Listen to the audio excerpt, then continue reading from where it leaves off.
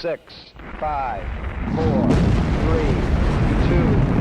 1, 0. All engine running. Liftoff. We have a liftoff.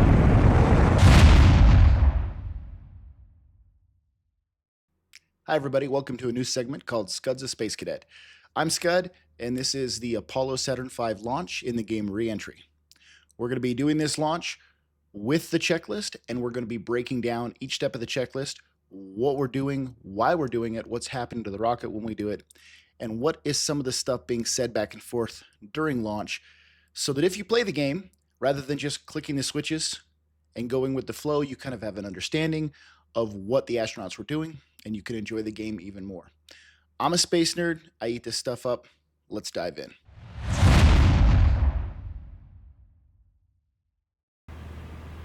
All right, here we are in the Apollo command module. We are just inside of 25 minutes, which is where the checklist we're running for this event takes place, and that is going to be the launch preparation checklist. The first step in the launch preparation checklist takes place at 25 minutes, and that is the IMU align. So the IMU is the primary tool on board the command module, which lets the command module know what direction it's facing and how fast it's moving in any given direction or orientation. And right now, the IMU is not aligned for launch. In fact, if you look, the IMU has us flying, looks like straight and level, which we're definitely not. We are sitting on a launch pad pointing straight up. So what we need to do is we need to run program 01, which aligns the IMU for launch. We're going to do that by punching in verb 37, enter 01. What we're going to see, program 1 on the top right corner of the diski, and we're going to see a no at light. And then if we look at our primary ADI, or in the command module, it's called the FDAI1, the Flight Director Attitude Indicator, number 1. We're going to see that begin to align. It's going to pitch up to 90 degrees, that black line with the 9 on it. It's going to roll to 90 degrees plus our azimuth angle. We'll explain that here in just a moment. And it's going to show 0 yaw. So it's going to set the inertial measurement unit up to match the position of the spaceship at its time. It does a fast align, and then in the last few handful of seconds, it does a very, very slow fine-tune align. And when it is complete with its alignment, it's going to go to program number 2. The no at light is going to go away, and we're going to see the compute activity or comp activity light flashing, telling us the computer is doing stuff. And what it is doing while it's running program 2 is it is constantly aligning the spacecraft, because we are sitting on the Earth, and for the next 20, 22, 23 minutes, the Earth is rotating and we are tilting with the Earth, which means the IMU is no longer remaining aligned. It needs to be extremely precisely aligned for launch. So program 2 automatically sequences, and then it will just constantly update the alignment as we sit there and wait for launch. So let's talk about why this alignment is important, what we're seeing on the FDAI1 when an alignment is complete, and how that information that is presented there will be pertinent in subsequent checklist steps that are coming up during the launch, or the launch prep. We're going to do this by using Legos. I've got my Saturn V Apollo Lego set, and for the ease of holding it up, I'm only holding the S4B stage with the service module, command module on top, but we're going to use this to explain what's happening, right? So when the rocket launches, it is not just going to fly straight up into space. It doesn't happen that way. What's going to happen is it's going to fly up high enough to get through some of the thickest part of the atmosphere, and then it is going to tip over and accelerate to orbital velocity. We orbit based on speed, not on height. The faster we go, the higher our orbit is, the lower our orbit. So what we need to do is we need to get that rocket pointing forward, downrange, and we need to get some speed in order to go into orbit. But the rocket needs to know which direction it's going to point as it goes downrange, and that is our azimuth, and that is what we're seeing on the roll.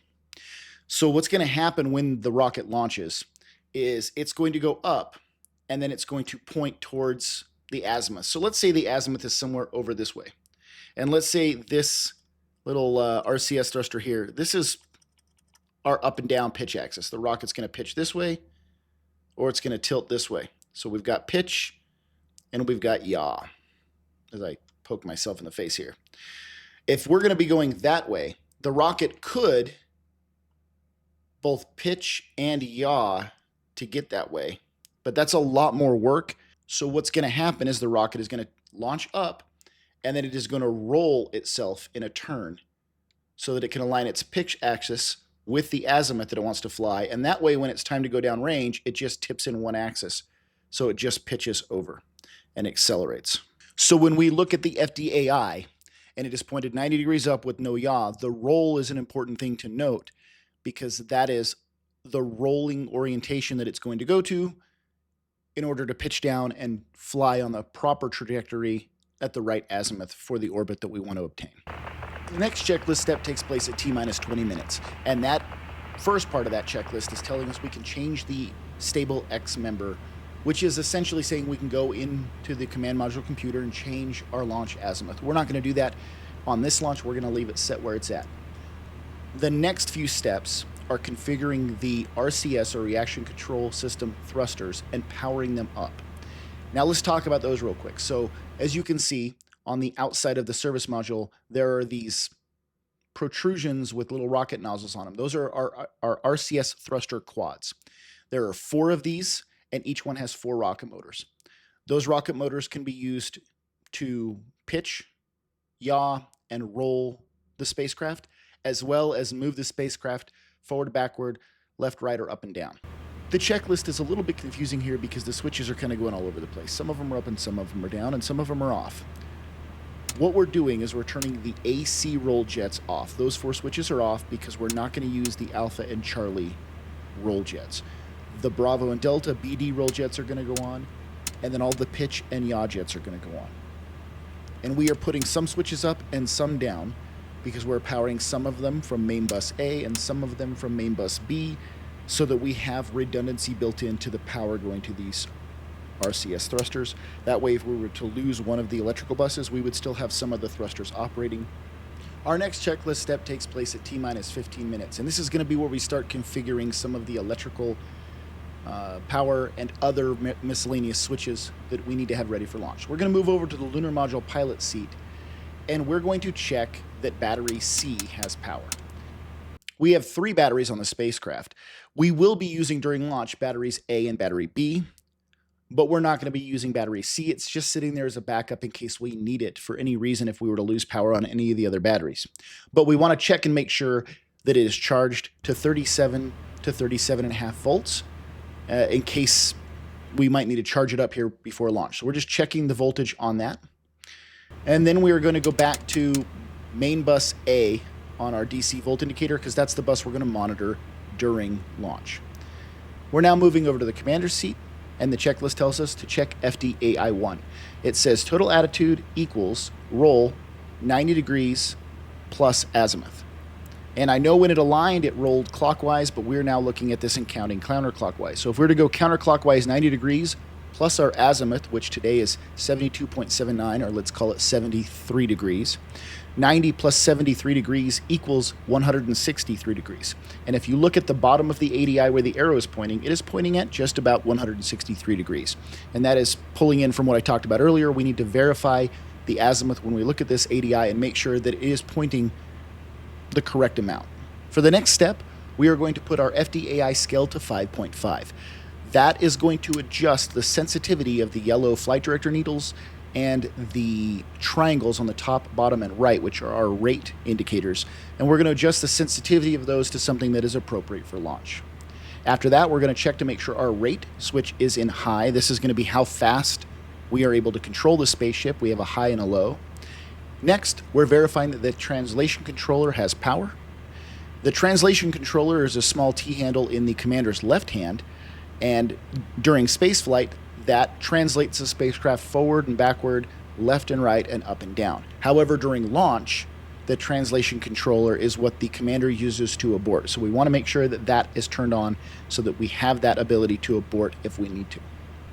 After that, we're turning our rotation hand controller power on. There are one and two controllers, one for the commander and one for the command module pilot.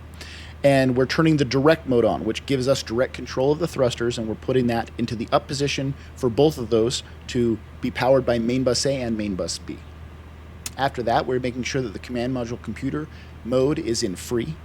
Free mode means that the gyros on FDAI-1 and FDAI-2 are uncaged, which means they're free to move around, which is what gives us our indication of attitude while we're maneuvering the spacecraft. Next up on the checklist are the BMAGs. So let's talk about those real quick so we understand what they're doing. You'll notice that when we aligned the IMU with program 1, FDAI-1 began to move in roll and pitch and align itself with the attitude of the rocket. However, FDAI-2 did not move at all. It stayed in pretty much a level flight attitude. And that is because in the current configuration for launch, we have it set up so that FDAI-1 is reading off the IMU. However, FDAI-2 is reading off the GDC, or the guidance display computer. This is an entirely separate computer running on its own pieces of equipment as a backup, as a redundancy. Should we lose an IMU or the IMU, we have the GDC there to let us know what's up, down, and left and right, and if we're moving. The GDC gets all of its information on which direction the spacecraft is moving and how fast it's moving in that direction from pieces of equipment called BMAGs, or body-mounted attitude gyros. And we have a couple body-mounted attitude gyros. We have 1 and 2, as they're labeled on the panel.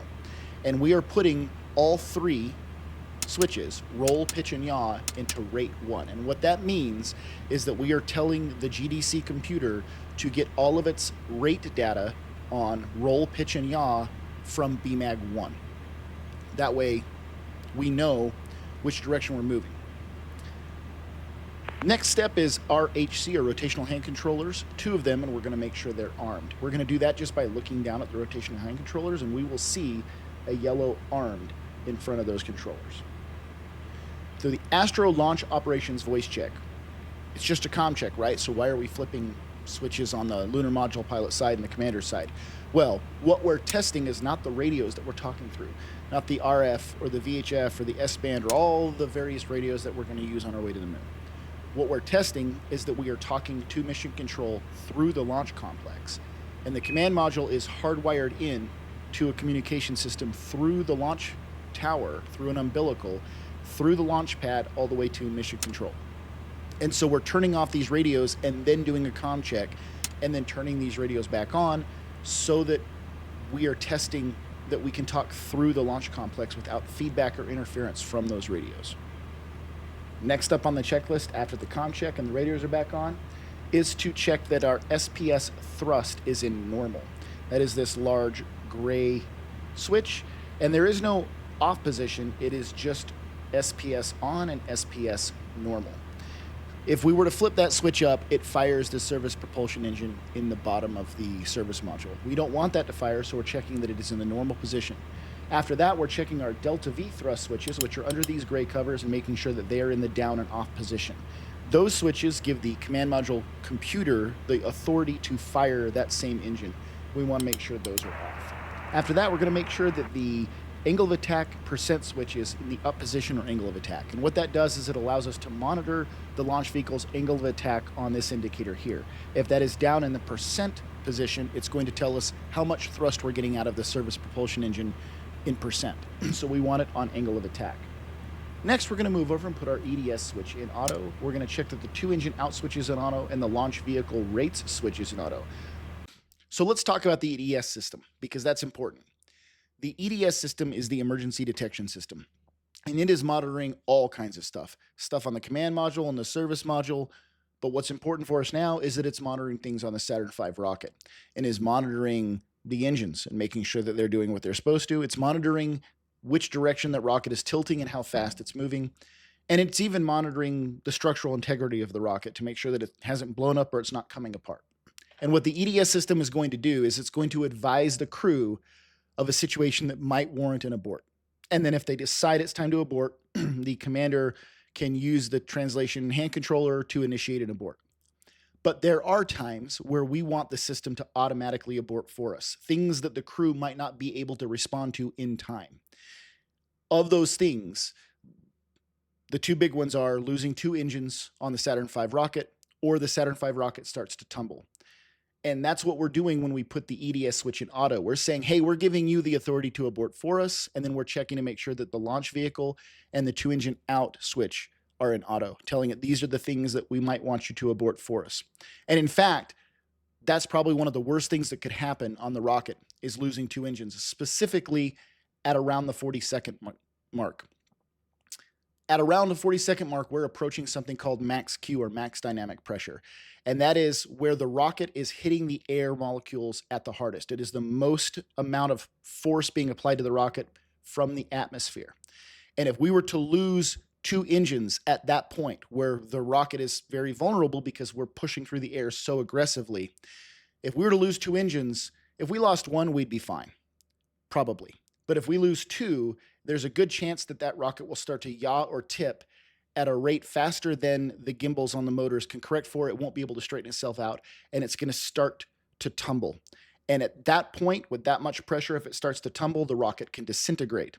And NASA studies show that from the time of losing 2 engines to the point of the rocket coming apart could be in the sub 1 second time range. So much too fast for the crew to recognize. There's a high chance they black out, or they're just not able to respond in time. So by putting the EDS switch in auto and those 2 switches, the 2 engine out and the launch vehicle rates in auto, we're telling the EDS system, hey, keep us alive if these things happen. We're next going to put our RCS command into off. So what does that do and why? Well, the RCS command is the computer controlling the RCS thrusters, and we don't want the computer to fire the RCS thrusters, because if it does, inadvertently or accidentally, it could move the rocket off telemetry. It could move it away from where it's supposed to go. That's on the service module. And if the command module rockets were to fire the RCS thrusters, they're underneath the boost protection cover, which is this white cover that surrounds the command module. So they would be pushing rocket gases out under this command module boost cover. That could cause damage or problems. So by putting that switch in off, we're inhibiting the system from inadvertently firing those rockets. After that, we're going to move over to our left-hand side from the commander seat, and we're going to turn our thrust vector control on. We're putting thrust vector control 1 in AC1 main bus A and thrust vector control 2 in AC2 main bus B, so redundant power supplies. The thrust vector control is what allows us to move the spacecraft in a given direction, what allows us to move it up, down, left, right, or forward or backward. And though our RCS thrusters are off, we want the thrust vector control on so that the computer's up and running and ready in the event of an abort. It knows what to do. The next checklist step takes place at 10 minutes, and that is our FC React valve latch. There's the valve there, and let's talk about why we're doing that. So right now the spacecraft is being powered by the fuel cells. You can see we have fuel cells 1, fuel cell 2, and fuel cell 3 powered. The pumps are on, and you can see if I move to fuel cell 1, we have a flow of hydrogen and oxygen. Fuel cell 2 has a flow of hydrogen and oxygen, and fuel cell 3 has a flow of hydrogen and oxygen. Now, those valves that open up to let the hydrogen and oxygen flow into the fuel cell, and it combines, which creates electricity, which also creates water that we'll use later. The valves that allow those reactants into the fuel cell, they could accidentally close due to the violent shaking of the Saturn V rocket. We don't want those to close because we don't want to lose our fuel cells, because they're providing a majority of our power. So we're going to flip the latch switch into the latch position, and what that's going to do is that's going to force the valves to stay open. We're locking them open, and while that's in the latch position, we cannot close them, and that is going to prevent them from inadvertently closing during launch. The next checklist step is the secondary cooling loop pump off. So let's talk a little bit about that briefly. In the command module, service module unit, we are running 2 liquid cooling systems. The glycol liquid cooling systems, there's a primary and a secondary. And think of them like the water cooling on a high-end PC. They're pumping coolant, glycol, through the environmental control system and through the electrical system to cool off the electrical components, to absorb the heat from the astronauts and keep everything running at a nice temperature so that it doesn't overheat. And we have 2 systems. We have a primary and a secondary, like I mentioned. We are only using the primary right now, and we're only going to use the primary during launch. There's no reason to use the secondary. We're not creating enough heat to, and most of the time they didn't use both at the same time anyways. So we're going to make sure that the secondary cooling loop pump is off, just to make sure it's secure so we're not wearing those parts out. We're keeping that kind of in reserve in case we need it as a backup system. The next checklist step takes place at 4 minutes and 10 seconds. And what we are looking at for this is the launch vehicle engine lights. These are the the round white lights right next to your FDAI. And we see launch vehicle engines, or LV engines, and we have 5 lights numbered 1 through 5. Those represent the engines on the Saturn V rocket, and at 4 minutes and 10 seconds, we want to see that all 5 of those lights illuminate. What is happening at about the 4 minute and 10 second mark is the Saturn V rocket is preparing the engines for ignition. It's starting to open some valves. It's starting to prime the engines. Its computers that control the firing of the engines are getting ready. The ignition system is getting ready. And so if we don't see all 5 lights turn on, that means that one of the engines may have a problem and is not getting itself ready for ignition. So we're just watching to make sure that all 5 of those lights turn on. The next checklist step takes place at 4 minutes, and it's a comm check followed by verb 75. So what we're going to do is we're going to make sure that the DSKY is still showing program 2 and that program 2 is still running, and we are going to punch in verb 75 and not push enter. There are usually some comms that go along with this in the game to kind of give you some immersion. We'll listen to those real quick. All right, CMP on panel 2, DSKY verify program 2. Program 2. All right, CMP on panel 2, DSKY insert verb 75 and do not enter. Verb 75, stand by. Why are we doing this? Why are we punching in verb 75 and not pushing enter? This is critical. So at launch, when we lift off, the point where the rocket leaves the launch pad, that sends a signal to the command module computer to sequence to program 11. And 11 is the launch program. And that's important that that runs. It's actually one of the things we check for at launch, is to make sure that program 11 is running. But if something were to go wrong and we didn't get a signal sent to the computer, and so the computer never sequenced to program 11, we need to initiate that. And what we do to initiate that is we activate verb 75, which is backup launch program.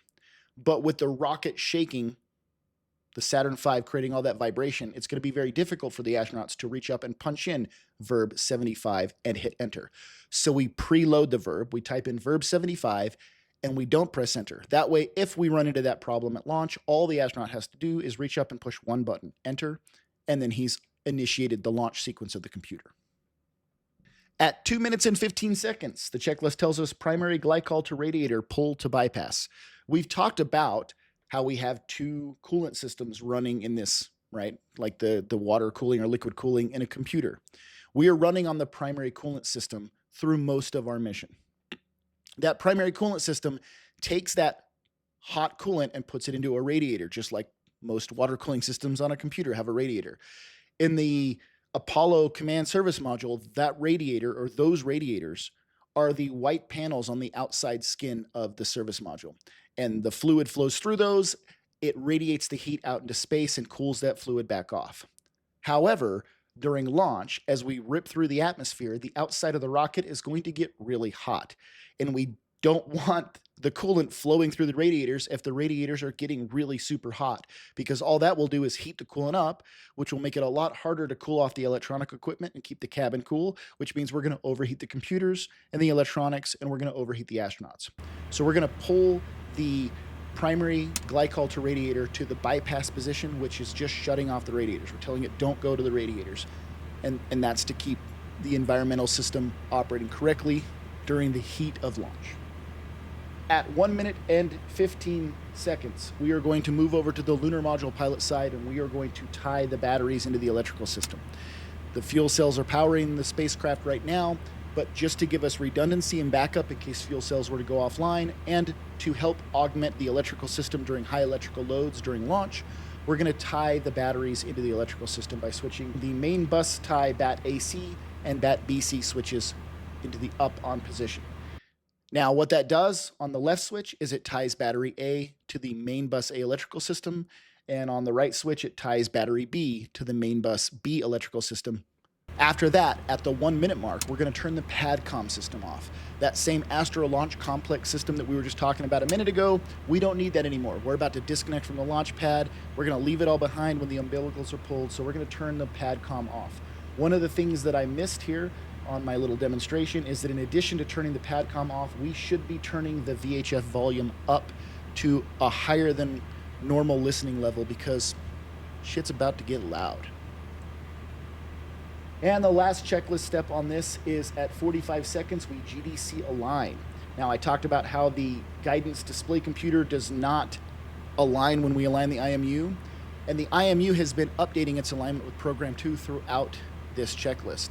But we now, as we're getting down to the wire and close to launch, we need to align the GDC to the IMU and make sure that it is at the right attitude. So what I do is I move the camera down when I'm in 2D view so that I can see both the FDAIs, and we're going to push and hold the GDC align button. And while we push and hold that, we're going to watch FDAI2 and make sure that its alignment matches FDAI1. And when it stops moving, we can release. And now both of our computers that give us rate and attitude information are aligned appropriately for launch. So that is the end of part 1 of the Reentry Apollo Saturn V launch, running through the boost preparation checklist. On the next part, we'll run the actual boost checklist from 9 seconds down through launch and into orbit. So if you like this, we want to see more, let me know. Otherwise, thanks for tuning in, and we'll see you on the next one.